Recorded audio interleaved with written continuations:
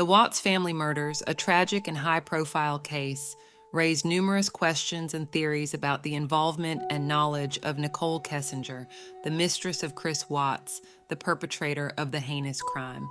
This report delves into various theories surrounding Kissinger's potential knowledge of the murders. The Watts family murders shocked the nation in August 2018, when Chris Watts was arrested for the murder of his pregnant wife, Shanann, and their two young daughters, Bella and Celeste. Nicole Kessinger, Watts' co-worker and mistress at the time, came under scrutiny as people questioned whether she had prior knowledge of or involvement in the crime. Several theories emerged, but it is essential to remember that Kissinger has not been charged or convicted in connection with the murders. Nicole Kessinger told police that she first met Chris Watts in the spring of 2018, so why was she doing Google searches for Shanann Watts a year before?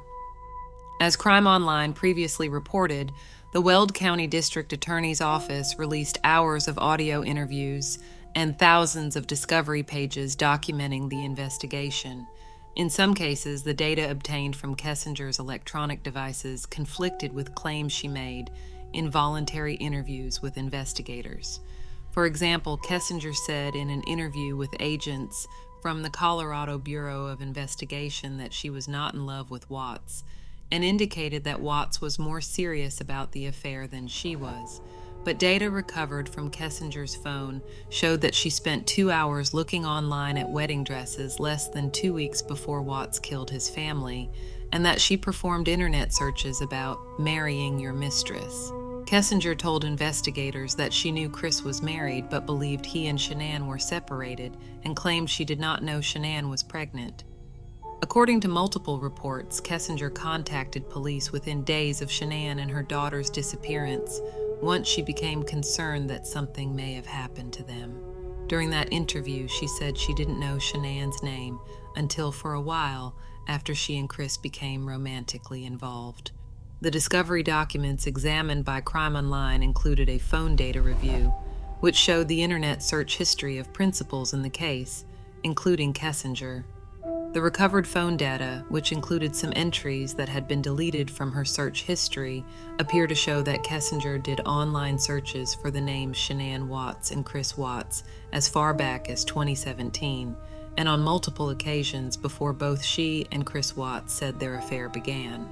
A record supervisor initially told Crime Online that an entry for a Google search of Shanann Watts in September 2017 was a typo in the report.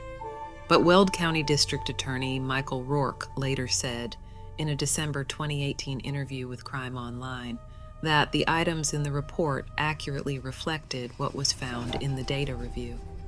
The dates to which you are referring, in 2017, where it appears she Googled or otherwise searched Shanann, was data that came off her phone, Rourke said. This is not a witch hunt. Chris Watts' prosecutor cannot explain data from girlfriend's phone showing Shanann Watts' internet searches months before affair began.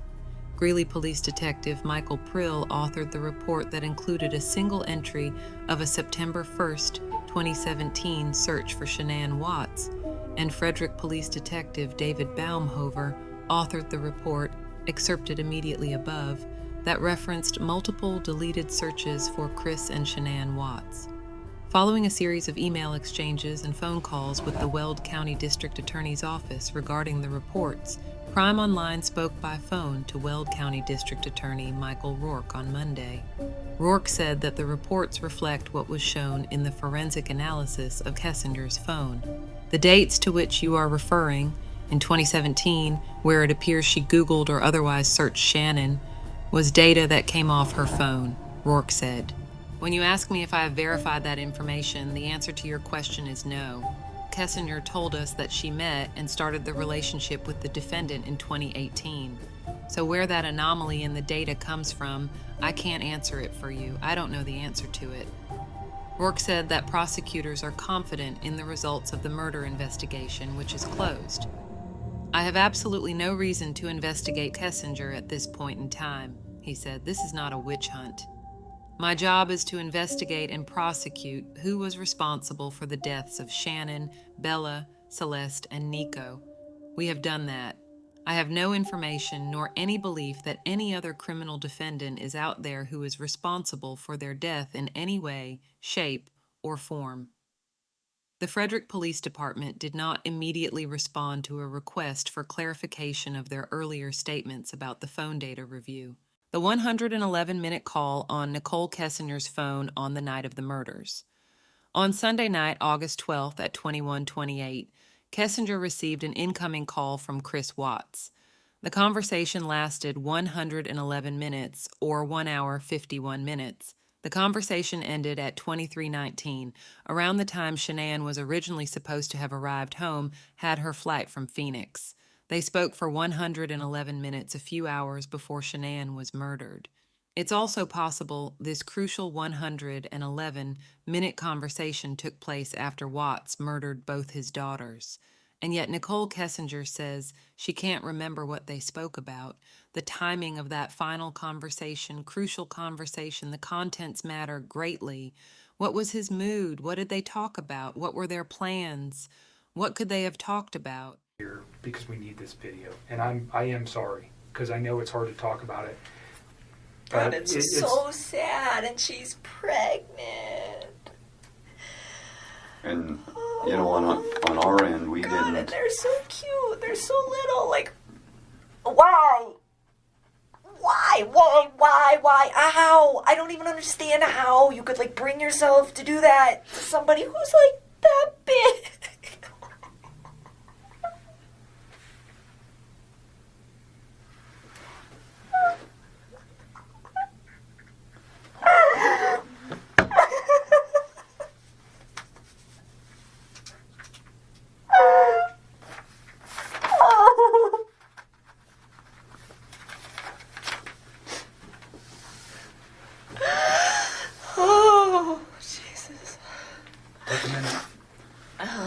Do you want to step out for a minute? No, I just need to chill with my eyes closed for a sec.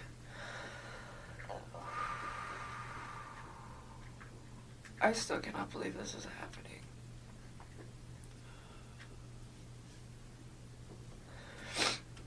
Alright, let's keep going, because we're just getting to like the meat of this whole situation. Let's get to the phone call on Saturday from 9 to 11. What did you guys, or pardon me, on Sunday from 9 to 11? Yeah, we talked a few times. So, Sunday, Okay. I think so. I need to think. I can't even think. Take a couple breaths and take a second. Sunday night. I don't even know. I don't think I was like concerned about anything at that point. You guys had had a meal, a nice meal the night before. You knew his wife was probably coming home late that evening.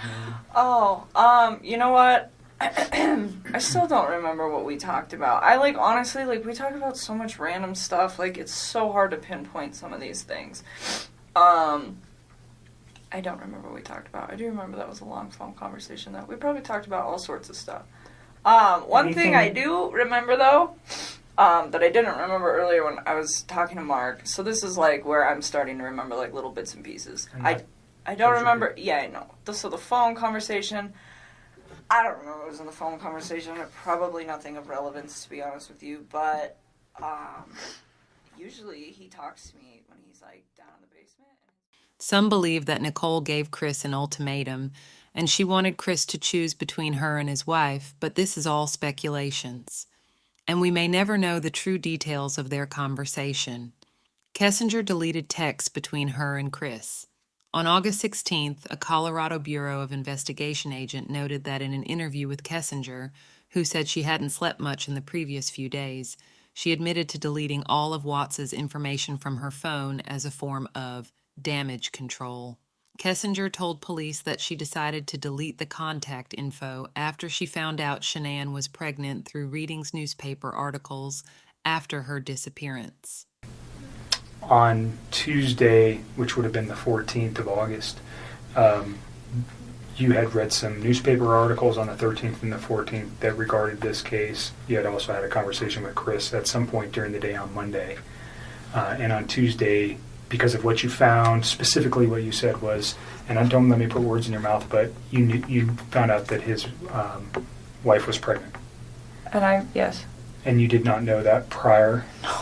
And you found that out via the newspaper articles, and that caused you concern?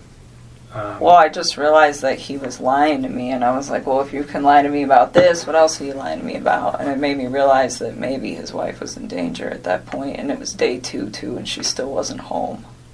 What did that cause you to do with your phone, though? Oh, what? When I deleted those? I was just kind of grossed out by him, to be honest with you. I was just like, I don't know what's going on right now, but you just lied to me, and I don't want to see this come over my phone anymore. So I removed it. So you you already said, but you removed text messages? I deleted all of his stuff because he lied to me. I mean, that's what it was. It was the hurt that made me delete it, and then it was the lie that made me start questioning everything else he'd been telling me for the last few days. And that's when you decided to come forward? Yes. Okay. So just for context, Yes. when people delete stuff off phones, usually we go, No. It wasn't malicious at all. It wasn't malicious at all. He lied to me. It just hurt. Like, I had never felt like he'd ever lied to me before. And it was a big lie. I mean, Right. Telling somebody that you're in the midst of a divorce and then you have a wife that has a 15-week-old baby on the way is a huge, huge thing. And I was very taken back, and it was hurt. And so at that point, I deleted it. I had a few more quick things to say to him, and then I just got rid of him. That's literally what I did. I just cut him out of my life. It would have honestly been like a bad breakup kind of thing. Like, if none of this other stuff would have happened, that's what it would have been. That would have been the end of it. The information was not destroyed because there was anything in there that would be harmful to you or potentially to Chris at this point, but harmful to you in particular. That's not why you did it. No. You did it out of, excuse my language, this guy's an asshole, so I'm getting rid of him, and I'm getting this stuff off my phone. That was like me kicking him out of my life. Okay. And then, like I said, and then realizing that he lied, that was when I was like, okay, maybe his family is in danger, and they're not coming back, and they're not staying with a friend. We already have, initially, you drew concern from me when you told me you deleted everything from Chris. I've already told you that. You understand why. There's no question as to why that might cause concern. So if there's anything else that ever comes up, I have it, and then we can just discuss it. Do you understand what I mean? All right. Which some believe that she knew about Shanann's pregnancy way beforehand, due to her searching Shannon on social media and how frequently Shannon would post about her life.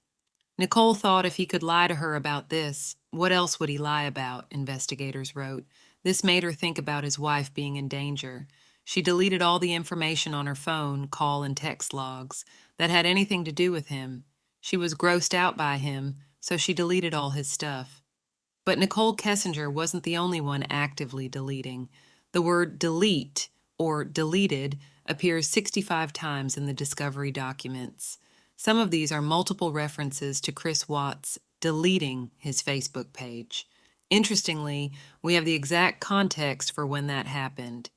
Half an hour after agreeing to go away with Shanann for the weekend to Aspen, he deleted his Facebook account. When Shanann found out, she was shocked and asked him why.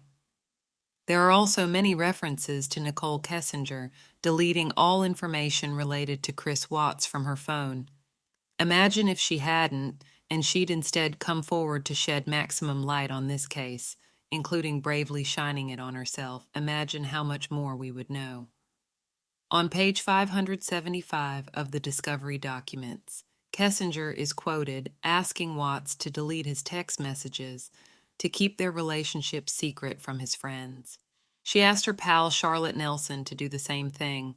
What Kessinger seemingly didn't know was that Watts was already on it, in terms of his secret calculator app. In fact, Watts was probably more effective at covering his digital trail than Kessinger, which is quite something given that he was directly or indirectly on social media on multiple platforms, while she, for the most part, was not. We get a clear idea of the scale of deleted data on Watts's personal phone by comparing the storage used on his iPhone 7 and iPhone 5, his work phone, compared to that used by Shanann and Kessinger. Kessinger's phone had the least recorded number of calls logged out of the 4 phones, at just 206 entries. But Kessinger also had far more SMS messages than either of Watts's devices, at 8152.